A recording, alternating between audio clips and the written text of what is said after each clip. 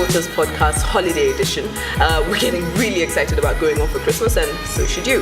So, as usual, I am Demisha Dish, and our other local lieutenant. Demish what? Yeah. I'm Ngashi, official noisemaker. And I'm David Ambunya. Glad to be back. Chances like Slim. AKA boyfriend material. AKA boyfriend material.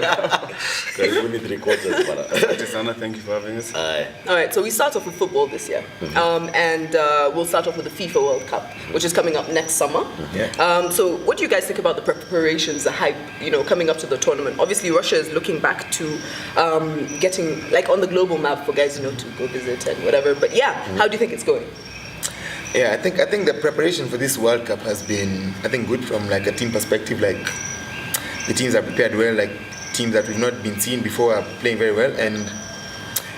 But the hype is, I think, a bit less than the last World Cup. Like it was in Brazil in the last World Cup 2014 or whatever. It was in Brazil. It was a hype. That's football in nation. Everyone's going on holiday and everyone wants to go and play. So there was hype around it, but Russia is cold. It's not in me. So there's not been so much. The women are different. That too. So it's been talked about, but it's not very. Okay, until now, it's only December now. So let's wait for Jan, Feb, or whatever.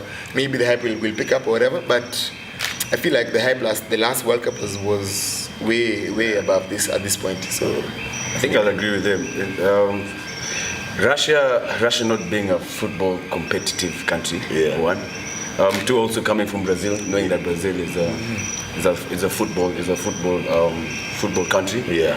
And then Russia knowing that what has just happened with the doping scandals with Winter Olympics and the corruption scandals and how they got the 2018 and now the 2022 in Qatar. Yeah. So the hype really is not there. Russia itself, the teams that have gone there, Italy missing out, Netherlands missing, like the big boys. Okay, I don't know about Netherlands now, but the big boys missing out. We just have to wait and see if something will happen. Something happens. I don't know. Putin needs to do something. Chile. Imagine. But then you see, okay, I agree with you guys' hype. I mean, if you look at 2010, South Africa, but as guys being in Africa, of course, South Africa was going to be vibrant. Even think about back in the day, 06 was also some hype. 2014, as you guys have said, Brazil was always going to be some hype. You're not feeling the same kind of energy with Russia.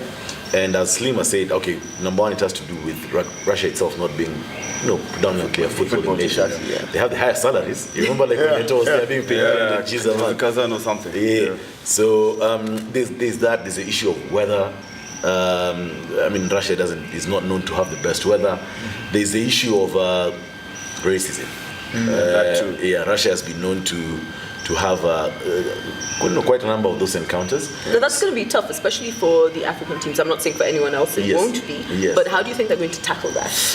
To be honest, we just have to wait and see how that goes, because this thing is always a problem. If you think racism, if you think about what Eto'o went through in Spain, if you think about what Boateng went through in Italy, it's going to be a problem. And I honestly don't see too many people traveling to Russia, because remember, it's not just about the home guys.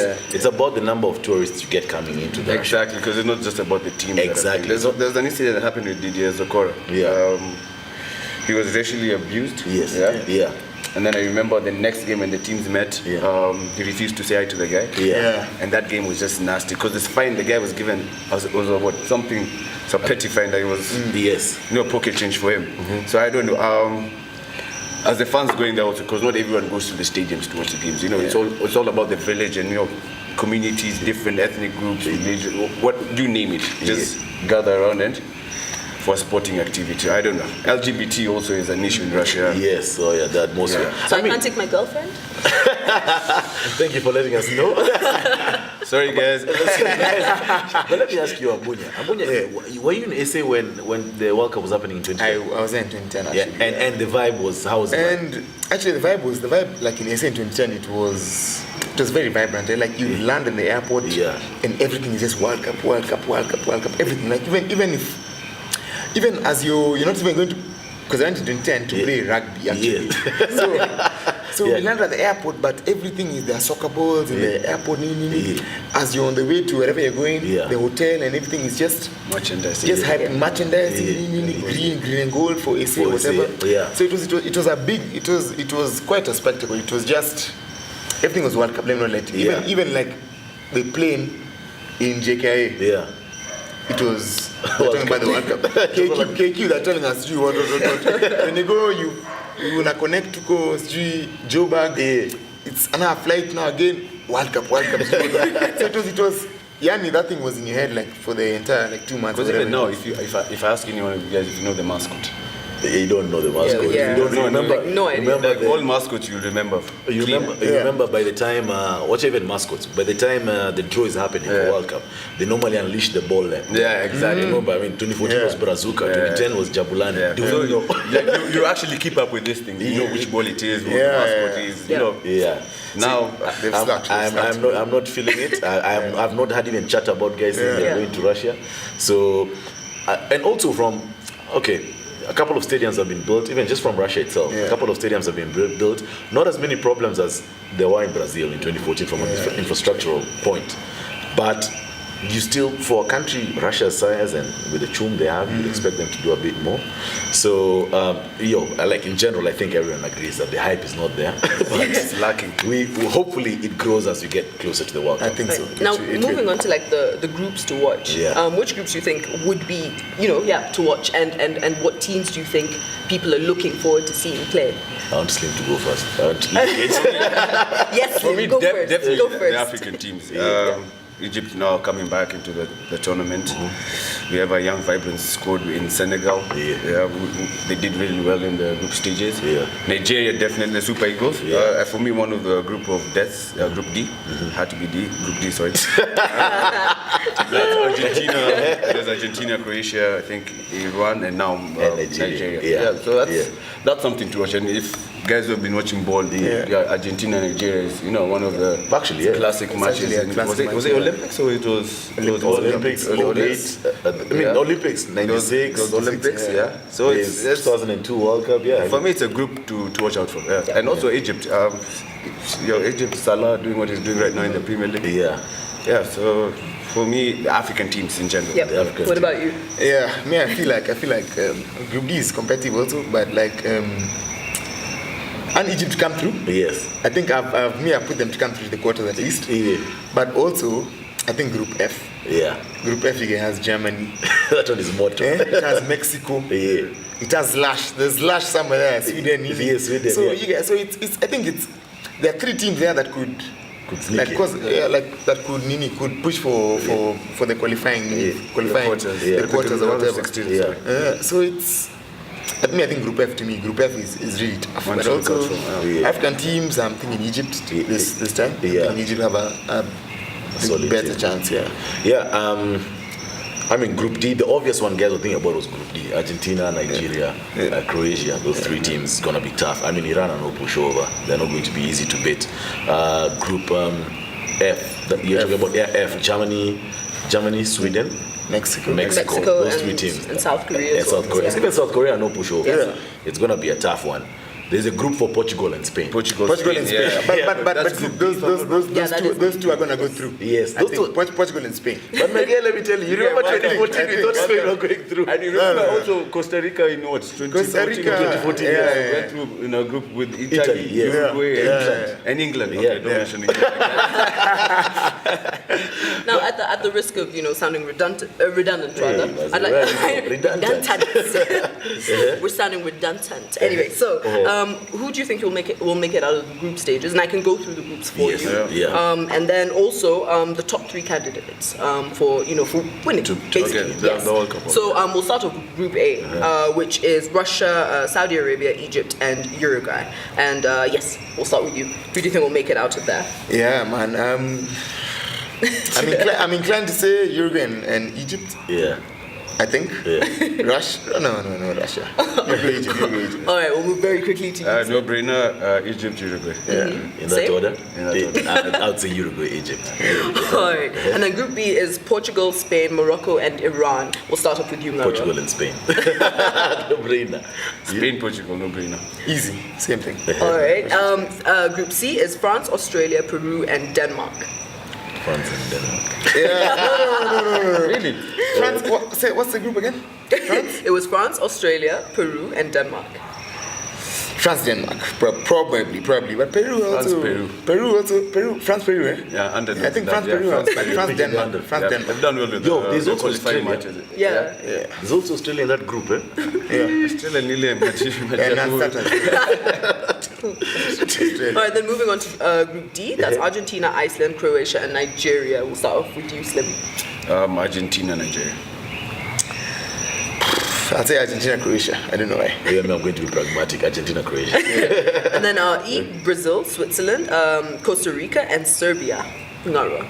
Brazil and Costa Rica. Same. Brazil, Costa Rica. Brazil, Switzerland. I like Switzerland. Exactly. That's fun, eh? I like Switzerland, yeah. And in Group F, we have Germany, Mexico, Sweden, and South Korea. Yeah, that's a tough one. Eh? That's the one where that's the one I think is tough. I think Germany. If everything goes, Germany, Mexico. Yeah. Germany, Mexico might be. I think that's what guys want to see in the latter stages. They want to see a semi-finals with such strong teams. So I think Germany, Mexico for me. All right. Germany, South Korea. No, Germany. Sweden are on the dip, so I'd actually take Germany and Mexico. Yeah. All right. Then we've got Group G, Belgium, Panama, Tunisia, and England. That's easy. Panama, my team. I thought it was just my bad, I'm sorry. The two teams on either end. Yeah. So on either ends. All right. Belgium, Belgium and England. That's Yeah, Belgium, England. Yeah, same here. Belgium, England. And the last one is Poland, Senegal, Colombia, and Japan. We'll start off with you, Sly. Sorry, Slim. Sly, no, you know when you say ladies' man, street boyfriend material, Sly comes up, yo. No comprende. You know? I'm waiting for that game for any language. Alright, yes, Slim, we'll start with you. I'll go with Senegal and Poland. Okay. What about you, Brunya? Yo, that's a tough group. Eh? I mean, I'm thinking Poland have been doing well. Eh? Yeah, and they have a good team this year. So Poland, I don't know about South Korea. Eh? Poland, what was that? It was Poland, Japan. Senegal, Colombia, and Japan, yes. Probably Poland, South Korea, but I want Senegal to. I'm going to South Korea in that group. So Nara, as you finish yours, you'll also say your top 3 candidates for the to be world champions. I'd choose Senegal and Colombia in that group. Top 3 guys I expect to win. I expect the defending champions to get to the semi-finals. Germany. I expect Germany to be somewhere there.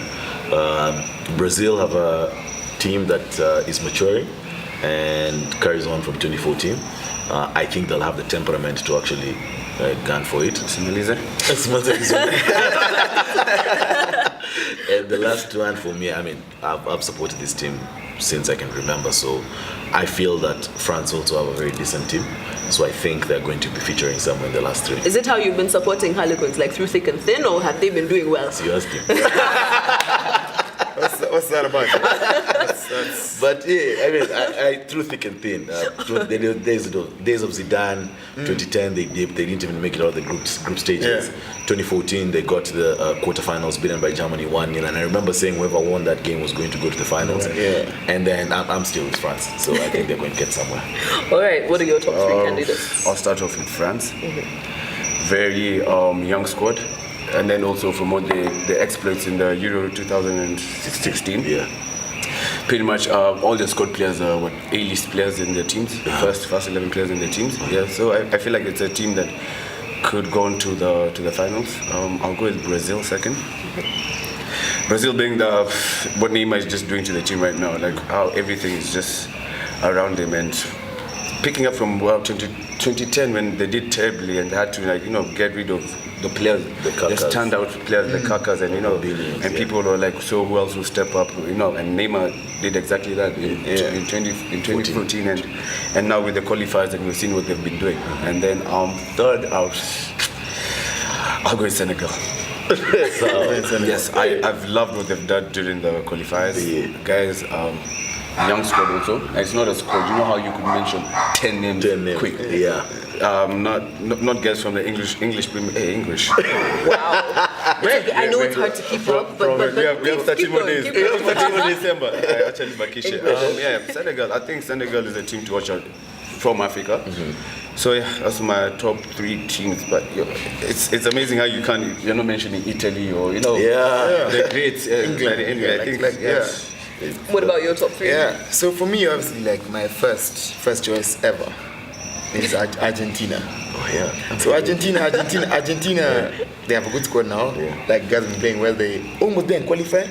So I feel like they have Something to play for, something more to play for than the other teams that qualified like easily or way before. Yeah. So I think Argentina are my number 1. Yeah. And I support them also. So secondly, I think France are good.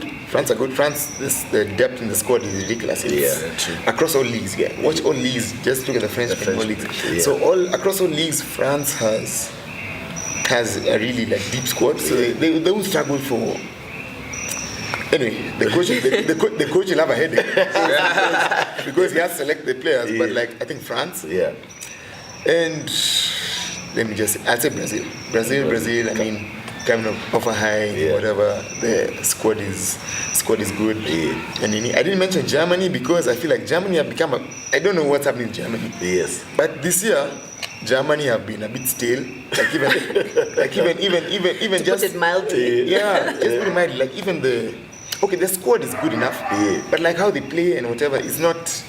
It's not reminding us of the Germany of 2014. So I think those are my 3. I think it also has to do with, if you look at the crux of the German team was from 2006. Yeah. And those are the Bastian Schweinsteigers, the Philipp Lahms, all these guys were from 06. Yeah. Lucas Podolskis. So they are getting to an age where they're chomokan. So they have chomokan, but they don't have guys really to come and step in. So you have a valid point, but Germany is Germany. And Joachim efficient machine, Joachim Löw is another thing. So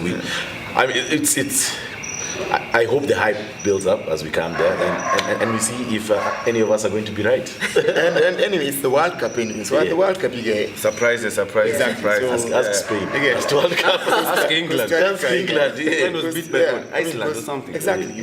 Those guys are like 15 in their country. It's a rugby. Oh my word.